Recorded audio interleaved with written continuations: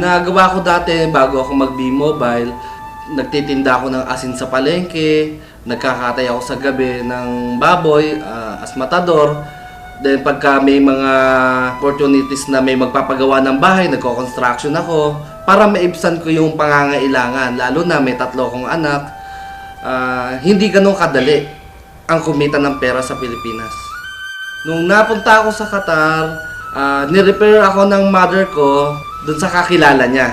So doon, ang unang 2 taon ko, taga-timpla ako ng kape. Pagkatapos ko ng trabaho, nagko-computer ako. Gusto kong makausap yung pamilya ko na nasa Pilipinas. So nung nakita ko ng amo ko na may potential ako, doon niya ako pinag-aral. Hanggang sa makakapag-aral ako ng pagiging secretary. So ako ang naging personal secretary niya. Nalaman ko ang B-Mobile nung nakita ko yung link sa YouTube. Naghahanap ako ng extra income talaga. So tinry ko lang, kinilik ko lang yung link na yon. Nakita ko yung high friend video. So doon, nakita ko na kikita talaga ako sa business ng B-Mobile.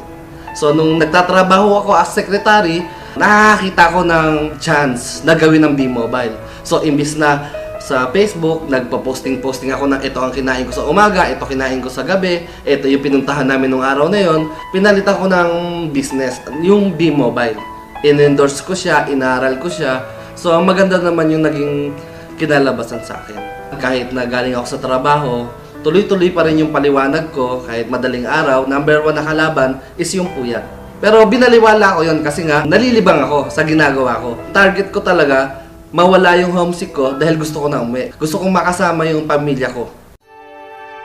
Sa una, nahihirapan ako kasi wala namang trabaho madali. Pero nakita ko yung mga testimonial ng mga millionaires, nagkaroon ako ng idea. Ang sabi ko, hindi pala totoong mahirap si B-Mobile. Madali lang siyang gawin. Basta pag kinopya mo yung mentors mo, dumadali yung trabaho. Ito yung tinatawag ng copy business. Nung unang earnings ko, it was December 7, 2012.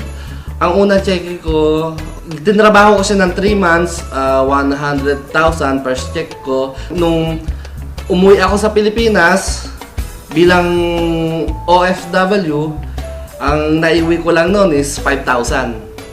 Bilang OFW, 2 taon ko na pagtatrabaho. Nung pag-uwi ko, kinabukasan, diretso ko ng opisina ng B-Mobile, doon ko kinuha yung first check ko. Totoo pala yung sinasabi nila na habang tumutulong ka sa ibang tao, nagiging successful ka. Number 1 na naging rejection sa akin yung mother ko na baka hindi ka kumita. Pero nagdire-diretso pa rin ako. Nagtuloy-tuloy ako. Kasi mahina nga ako sa pag-i-invite. Ang ginawa ko, yung mga nagpo-post lang ako sa mga fan page. So yung mga nagpo-post sa fan page, tinatanong nila kung paano gawin si B-Mobile. Naka-invite ako doon. So yung mga invite nila, tinutulungan ko. Yung network ko, doon nagsimulan lumaki. Kailangan i-duplicate mo ang sarili mo sa ibang tao. Pag hindi nila alam gawin ng business, kailangan tulungan mo sila para rin sa ikasasucess mo. Malaki ang pinagbago sa sarili ko nung sumali ako sa B-Mobile. 3 yung anak ko na pag-aaral ko. Wala naman ako ibang trabaho. Full-time B-Mobile lang ako. Ang binago niya, nababayaran ko na yung bill ko sa tubig, sa kuryente. Nakabili ako ng motor. Nakabili ako ng owner. Mapapayo ko sa mga members ko, kailangan tuloy-tuloy lang sila. Kung baga, wag silang magkukwit, number 1. Natural sa tao yung panghinaan ng loob. Pero yung magkukwit ka, panghabang buhay mo nang dadalhin yan.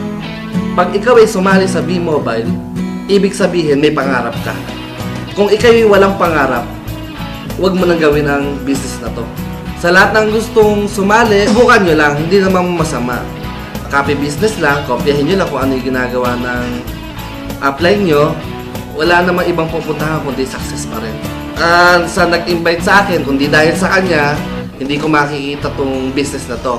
Maraming salamat sa iyo dahil malaki talaga ang binago ng B-Mobile sa buhay ko.